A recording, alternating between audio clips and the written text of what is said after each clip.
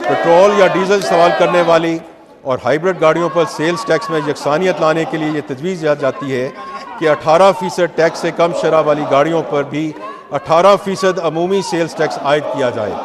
इस इस्लाही इक़दाम से तज़ादात का खात्मा होगा और टैक्स की अदायगी के अमल को आसान बनाया जा सकेगा।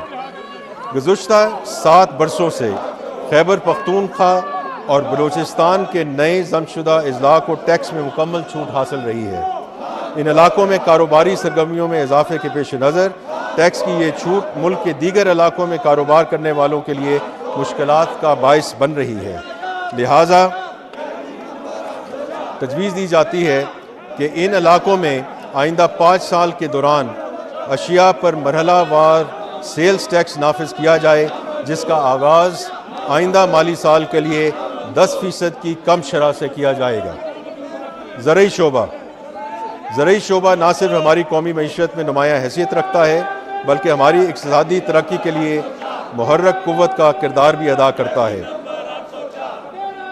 जब फसलें अच्छी होती हैं तो हमारी मजमूई मुल्की पैदावार में नुमायाँ इजाफा होता है और जब ज़रई पैदावार कम हो तो मईशत जमूद का शिकार हो जाती है। ज़रई शोबे हमारी कौमी ग़ज़ाई तहफ़्फ़ुज़ के लिए भी नहायत अहम है।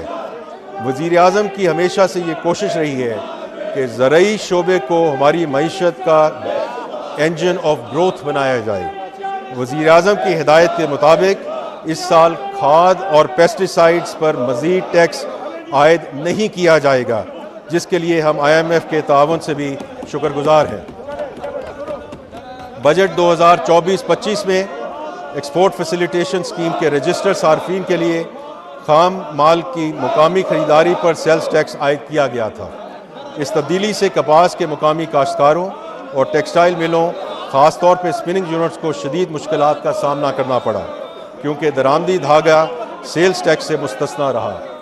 कपास के मुकामी काश्तकारों और टेक्सटाइल मिलों को बराबरी की सतह पर लाने के लिए दरामदी कॉटन जान पर एक्सपोर्ट फैसिलिटेशन स्कीम में सेल्स टैक्स आयद करने का फ़ैसला किया गया है।